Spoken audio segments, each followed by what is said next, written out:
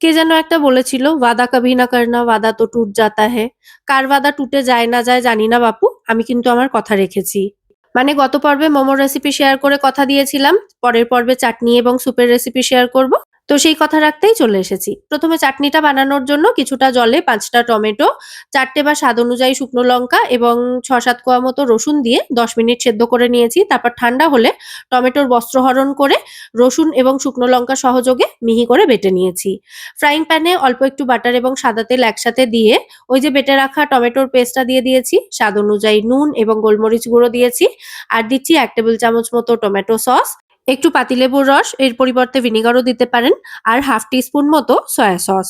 তারপর সমস্ত উপকরণ খুব ভালো করে মিশিয়ে নিয়ে সসটা একটু ঘন হওয়া পর্যন্ত বা একটু তেল ছাড়া মতো অবস্থায় আসা পর্যন্ত এটাকে রান্না করে নিলেই মোমোর ঝালঝাল চাটনি এখানে একদম রেডি। শুকনো লঙ্কাটা কিন্তু অবশ্যই যে যার নিজের দায়িত্বে স্বাদ অনুযায়ী দেবেন। আমি বলেছিলাম বলে আবার ৪ টে দিয়ে দিলেন, তারপরে দেখা গেল কান আর টাক দিয়ে ধোয়া বেরোলো সেটা খেয়ে। তার দায়িত্ব কিন্তু আমি মোটেই নেব না। যাই হোক, এবার স্যুপের রেসিপিটা শেয়ার করি। একটা হামানদিস্তা নিয়ে ৪-৫ কোয়া রসুন, 1/2 ইঞ্চ মতো আদা আর ৫-৬ টা মতো গোটা গোলমরিচ দিয়ে থেতো করে নিয়েছি। তারপর কড়াইতে 1/2 টিস্পুন তেল দিয়ে এই থেতো করা মসলাগুলো একটু ভেজে ৪ টুকরো চিকেন দিয়েছি।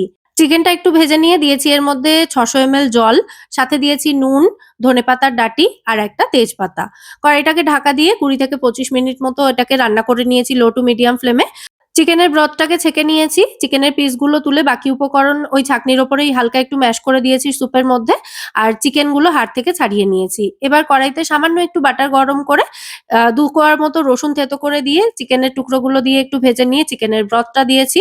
সাথে নুন এবং গোলমরিচ গুঁড়ো দিয়েছি, একটু স্প্রিং অনিয়ন, ধনেপাতা কুচিও দিয়েছি, একটু লেবুর রসও দিয়েছি।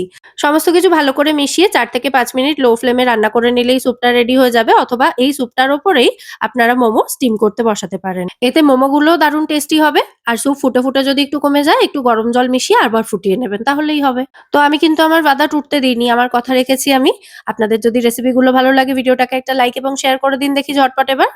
আর আমার চ্যানেলটাও সাবস্ক্রাইব করে নিতে পারেন আমায় সাপোর্ট করার জন্য। সবাই খুব ভালো থাকবেন। আবার দেখা হবে পরের পর্বে। টাটা।